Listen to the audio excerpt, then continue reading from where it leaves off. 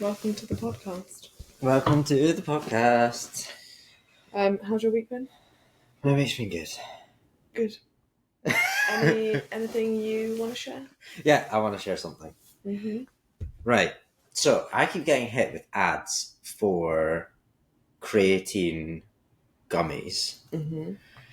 and I take creatine every day, and I was like, they're a good idea.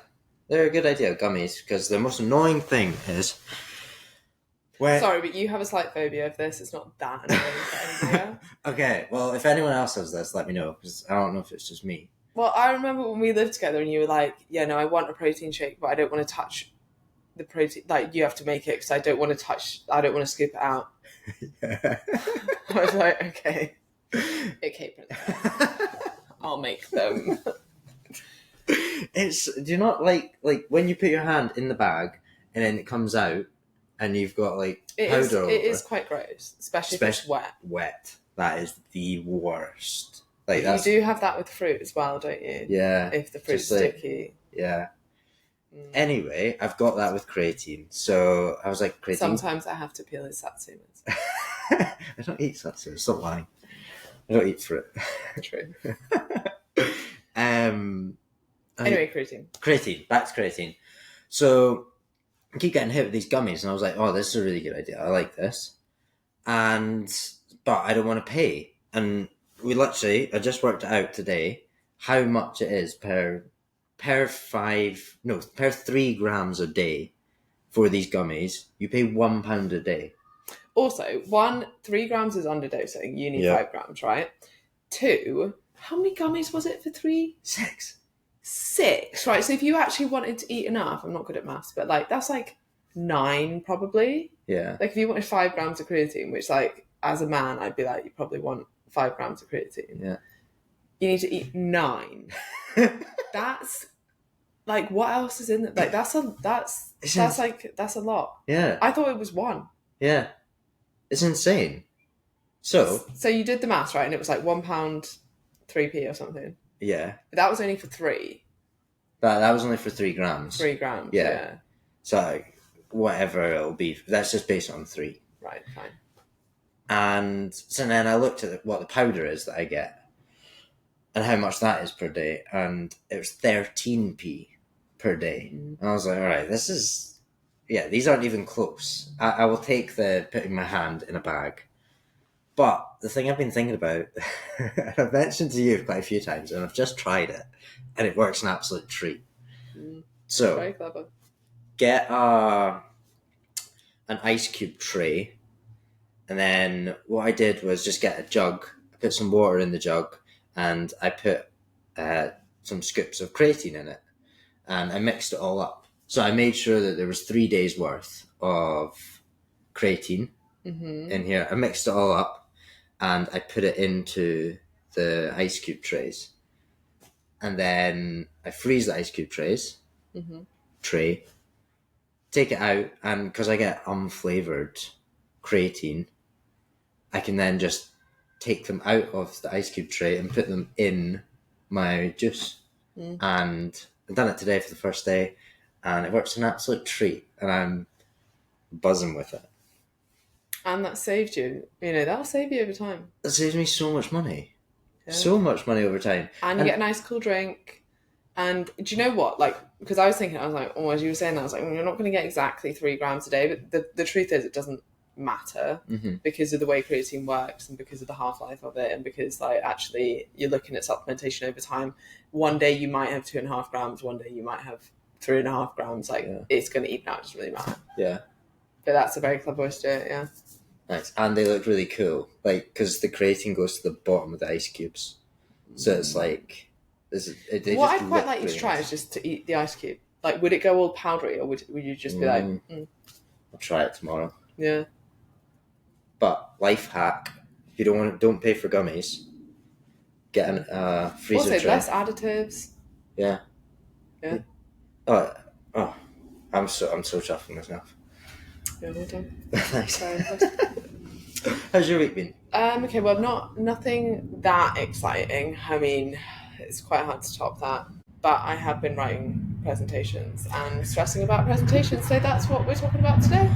It is, because I've been sat opposite you all week. Yeah. Seeing how stressed you are. Yeah. Well, yeah, I don't know why I get so stressed about it. Well, actually, I do, because they asked me to talk 4 times, which is a bit much, really. It's ridiculous. It's right? actually ridiculous, yeah. 4 times in 3 days. Yeah. So, anyway, then we were like, right, what are really good public speaking tips? Then I was talking to you, I was like, I always record mine as a podcast and then listen to it back, so it's in my subconscious. That was genius. I've never thought to do that before. When you said it, I was like, oh, maybe that's something I would do. Yeah. And also, it's, you've got a bit of content going out. Yeah. And what do you mean? Bit of content going out? Well, if you wanted to put that as a podcast, you could put it out. Double win, right? You're not just like... Do you put it out before? Or do you put it out I have after? done previously, but I'm not going to do it this time. Okay. No. And actually, I might not do it this time, because I might do it as a webinar afterwards. But anyway, besides the point, you might get a bit of content out of it. Yeah. But I think recording it as a podcast or as a recording so that you can listen, so your subconscious can get over it. Now, the aim isn't to then say word for word what you said, but it's to actually force yourself to go fully through it, to talk through it, because sometimes you're like, that made sense when I wrote it in that presentation, but when you say it, it doesn't really make sense. And then the truth is, when you present it, it will be slightly different, but I remember so much more. And then I think the thing I notice most is that I'm way more likely to go off on tangents without stressing out and without being like, oh my God, sorry, I've just completely forgotten where I am. I'm like, yeah, I already know what I want to say about this slide. Yeah. And then I might also bring in a conversation I had 5 minutes before I started the presentation that's just way more organic, or like, hey, I can see you're wearing a t-shirt that says da da da da. And then you're like bringing people, it gives you much more ability to do that, I think. Yeah. That was one of my, because I wrote down some notes for this.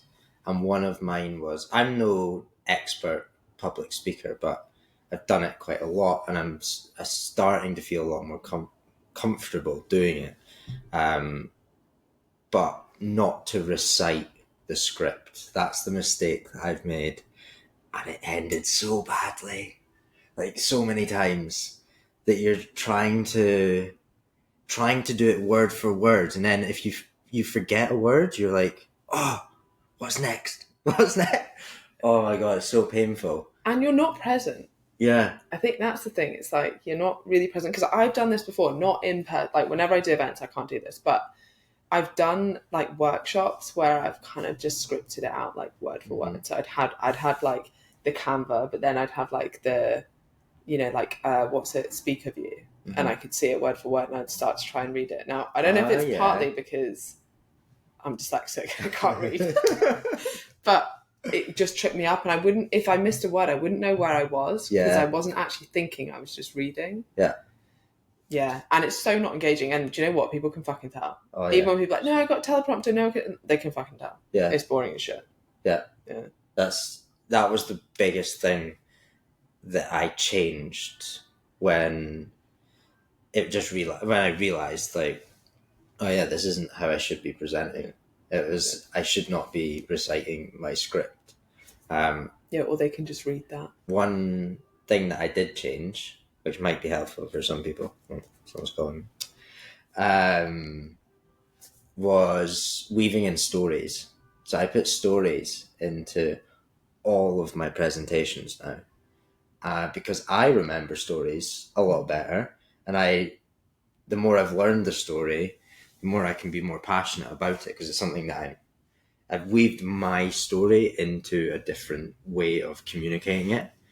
And then the audience as well, they remember stories a lot better than they do you just spitting out a script to them. So that's been a game changer for me. Yeah, I think stories are huge. It engages people as well. I'm about to tell you a story about someone sitting in the audience just the same as you. And then they built this business because they joined AFM. There's a little insight into my talk. Anyway, a couple of years ago now, I had a public speaking expert come and watch me speak. So I have a little head start on this. And she gave me some feedback. In fact, this is the exact feedback that she gave me that I went over a few times. But I won't talk about that because that was more specific to me and my problems. But I did from that come up with like a list of a few things. Mm-hmm. So the first one, and this wasn't something from her actually, this was something that just really helped me. Most of the time when you're nervous about giving a talk, it's because you're making it about yourself. And the biggest reframe I've ever found is to be like, how do I give the most to this audience? Like, it's not about me. It's really about like what I can tell you in the next however long that's going to improve your life. And then it kind of, because I don't like talking about myself. I don't actually, as much as I do a lot of things, like I don't like being center of attention. Like one of the reasons I don't want to get married is because I genuinely just don't want to walk down the aisle with everyone watching me. Like that is like the idea of hell to me. Like I would hate to do it. But if someone's like, oh, present, but it's about telling people how to lose fat, or it's about showing people how to build their business, it's not about me anymore. It's about like how I can help them. Yeah. That makes such a big difference to me. Huh. I like that. Yeah. So I put here, remember it's not about you. It's about the message your audience will benefit from hearing. This takes the pressure off you and gives you purpose and gives you a purpose for taking the action. You're there to help others. Yeah. No, that's a good way of approaching it anyway. Because what I was going to say was I always used to stumble at the first bit, the introduction, but this is kind of like contradicting what you're saying a little bit, but I always make the first bit, obviously I'm introducing myself, but I want to do it in a funny way or a way that gets the audience laughing.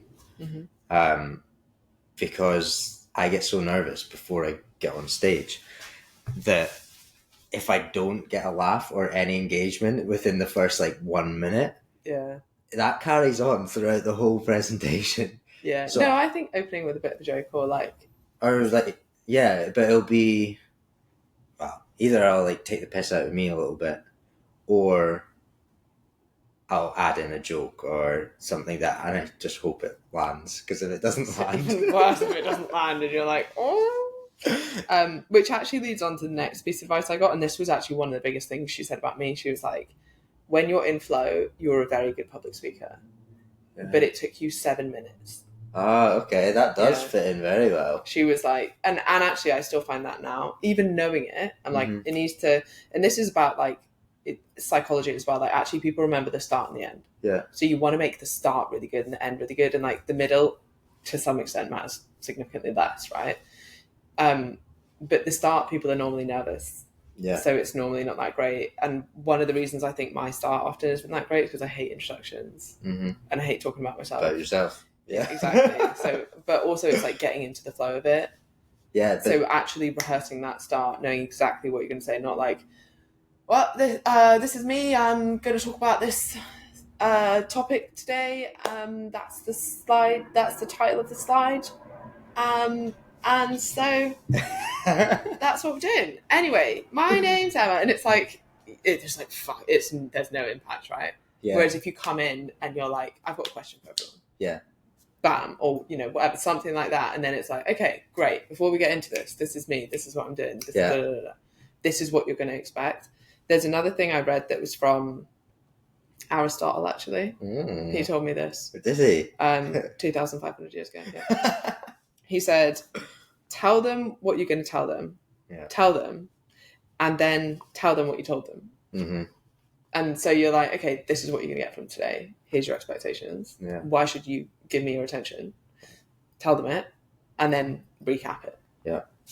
And when I first heard that, because I've heard that a few times. He obviously must have told me as well. I think he might have told you. He might have said it more than once. Yeah.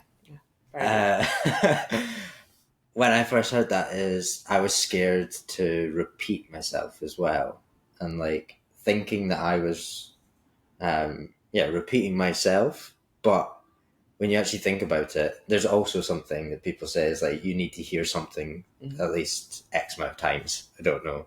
Is it 7? It's 7 in market. I don't think they mean say it 7 times back to back. They just mean like they might need to see commit to 6-7 times Yeah. before they actually Yeah, sign up, that kind of thing. But don't be scared of repeating the same message that you want to get across. That's also something that I've learned recently for presenting, and not making, like, when you're picking that message that you want to get across, don't pick like 5 messages. Pick like 1 or 2 main points and get that across, because otherwise you're scattering them. And there's only so much, you lose your impact if you pick too many, right? Yeah. There's only so much someone can take in from one talk. Yeah. So should we just talk about the finishing starting strong? Mm-hmm. I wrote here, people will remember the start and the end of your talk the most. The start is especially important because you're usually really nervous. Nailing this will help you flow quicker and capture the audience's attention. Yeah. Getting into your flow quicker. That, I can't believe we just linked up on that without even knowing it. Gosh. But yeah, it does. It's like the faster you can get into the flow, and that's why I use stories. Because I know where my start point is, and I know that's engaging for people, whatever that story is about. And it just really helps me, rather than me being like, we're going to talk about this, we're going to talk about this. I can be like, Ignaz Semmelweis was a doctor, and da-da-da. That was my last presentation. 2,500 years ago, Aristotle said something. And this is white man's today. Yeah, all right. What were your other ones? My other ones were... My main one was about stories. Shock. But I've got a story. I got a cool thing. I don't know if I was going to share on this one, or I'll do it on this one. So there's this TED Talk that I watched, and it was telling a story about a guy called Rob Walker, who's actually the name of my dad as well. Yeah, I was going to say it. But he's explaining like how storytelling works, and this was an experiment that was done where a guy, Rob Walker, bought 200 items off of eBay, and he paid $129 for these items. 200 of them, got them all delivered, and then he was an author, so then he got all of his author friends to write stories about each individual item. Mm-hmm. And then he put them back on eBay, but he added in the stories that these authors had written. And guess how much? So he had originally bought all 200 items for $129. Guess how much he sold them for by adding in a story about that item? 10 times more. No, more. So $8,000 he got. And this is a famous experiment that was done. Yeah. And it just shows the power of storytelling. They're exactly the same items. And this relates to like any, like your business, your marketing, is like the power of storytelling.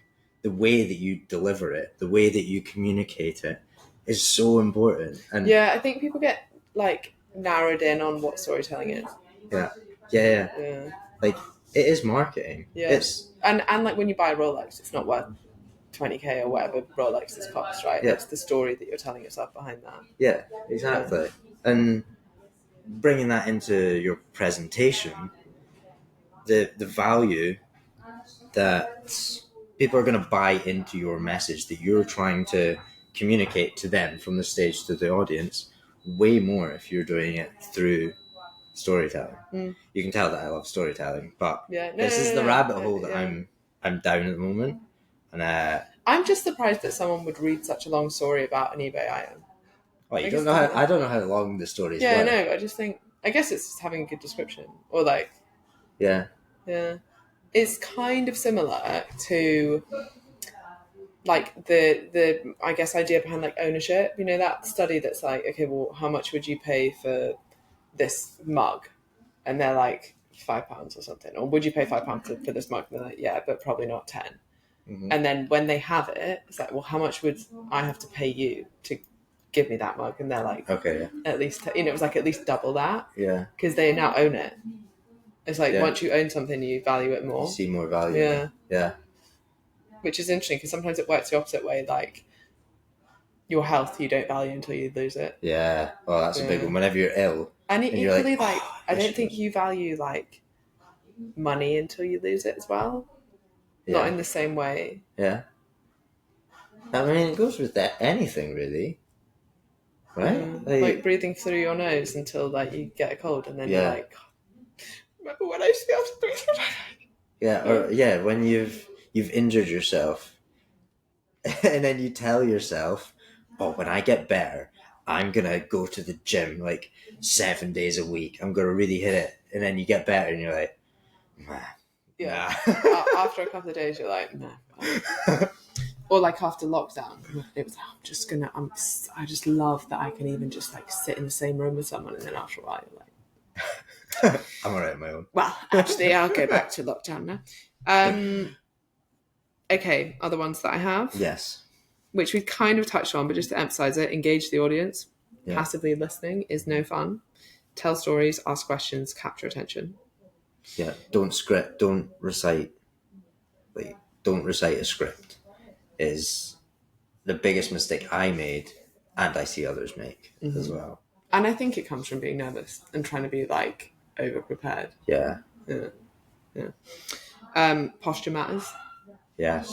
And even if it's more so for you, like, do your power pose, then you will actually feel a bit more confident. Yeah. This one is, to me, but I think most people struggle with this, slow down. Most people will rush presentations, and it'll be like twice as fast as what you recorded it as, and you're like, whoa. Yeah. That happened to my last one in Bulgaria. I had a 15-minute slot and I had a timer down the bottom left, and I was getting to like maybe like my last 3 slides, and I was only like 12 minutes through, and I was like, oh shit, I've got so long to go. Luckily, but the good thing about that is if you do rush through it and there's an option for Q&A, you can just pad that out. Well, sometimes I'll even be like, I'll get to the end, I'm like, do you know one thing that I just rushed over because I didn't think I'd have time was this slide. And actually, this part is so important. I just want to go over it again, give an example. That's a good, I like that. Not my first premature ending. Anyway, then the other one I had, and this is probably more if you're doing a presentation that, that maybe works for everyone, but it's basically give something at the end. Like, I think I wasted years and years of doing presentations without any way of following up with the audience after. It was just like, if you can somehow find me on Instagram and follow me and want to ask me a question, then fine. But like, I've not even put my Instagram up here or my hand or like my email or any way. So even if it's like a QR to the notes, or a QR to your favorite 3 books that impacted your business, or a QR code to your Instagram, then they can message you, and you can, it doesn't have to be this all fancy thing set up. It could just be that simple of like, hey, if you do have any questions, this is where you can get me. This is the information that I share. If you want the notes from this, just message me, IFS, whatever event you're at. I'll send you the notes afterwards. Really hope you've enjoyed it. Yeah. It's a great like lead gen, getting people in. You don't have to get their email or anything like that, but if you can give that extra little bit of value that they weren't expecting, like surprise and delight, like you're giving them that little bit that other people aren't doing. That's a good, I've never done that, but I'm going to steal that. Yeah, it's very good. It's a common no, but it's just too many words on the presentation slides. It's just so boring. Again, it comes from wanting to over-prepare, doesn't it? Yeah. Worrying that you're going to forget something that's on the slide. Yeah. But it's frustrating whenever I see so many words, because I'm not there to look at the slides and read I'm that. not there to read. Yeah. Which is why I usually draw my slides. Still impressed by that, yeah. I'll show you one day. Those are all the ones I had. They're all the ones I had. I wonder if I had any from this talk feedback. No, I don't know if I did. But anyway, do you know what I will say? It was really, really useful to get someone to watch who knows what they're looking for.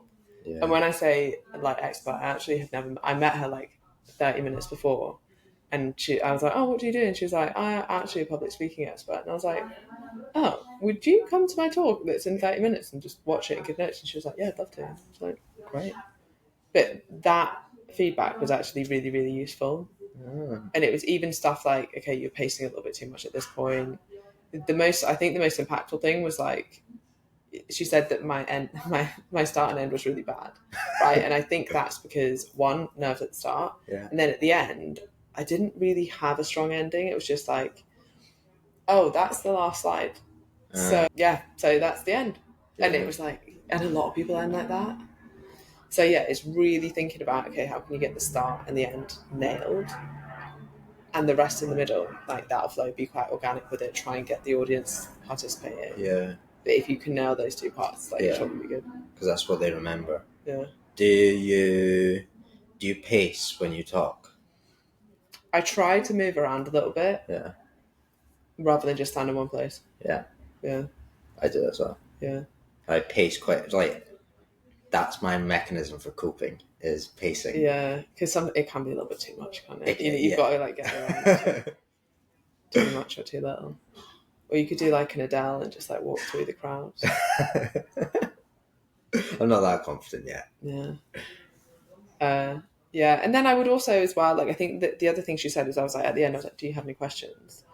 And be more I was going to say impulsive, that's not the right word, but like who has the first question? Not, does anyone have any questions? It's like, okay, I've got time for 10 questions. Who's got the first one? Is normally like a better way to go in with it rather than like, anyone got any questions? No? All right, okay then. Yeah. It's like, be a little bit more like bold with it. Yeah. I like that. All right, I'm going to steal that one as well. That's a good one. And then also, if you've got someone in the audience and you know that because nobody likes to ask the first question. Yeah, I've done that before. Where you prep someone to ask. Yeah, just the like first if nobody asks, and you just. Yeah, that's a good tactic. It actually really helps as well, because then it sparks a chain reaction of. There's always like by the end of a Q&A, there's always 2 minutes. It's like, oh, we don't have time. Yeah. Every single time. But at the start of it, nobody wants to ask. No one wants to be the first. But once the first's gone, then they're like, oh yeah. Saying that, I actually think it's quite a nervy thing to ask a question. Like, I think, no, that's a bit of an extreme. Like, I don't think I would rather give a whole presentation than just ask one question. But whenever I'm in the audience, I do feel a bit awkward asking a question. Yeah. Because just the right way to word it, and you want to like give a bit of a compliment, and you want to make sure that, you know me, I'm very argumentative. You want to make sure that it comes across as like, you made such a good point about that, but I've read that this is slightly different. Like, what are your thoughts on this? Without being like, that was wrong. Yeah. I don't agree. I suppose, yeah, there's a difference between like, if you're asking a question or if you're trying to, if you're saying something was wrong. Or yeah, something... no, and I would never do that. But more like I'm interested in like two sides. Yeah. Like, okay, well, you know, a lot of people say the complete opposite. Like, what do you think of that? Yeah. Yeah, it can. I guess it can be nervous or nervy. Yeah.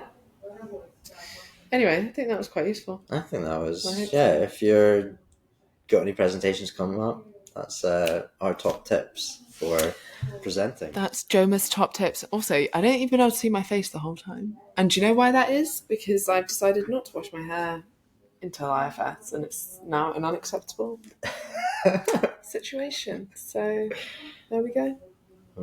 I've just got my hat on because He's got no hair. and it's cold outside. Oh my god, it's actual winter. It's pure freezing. Right. Yeah. One final question. Ooh. Why do we think girls have so many pillows? Because we were just talking about that. Right, we got to this sofa. There's many pillows. There's many pillows over here, right? So you couldn't actually sit on it. like with this amount of pillows. No, it's all for look though. And you know, yeah, I know, it's just very strange.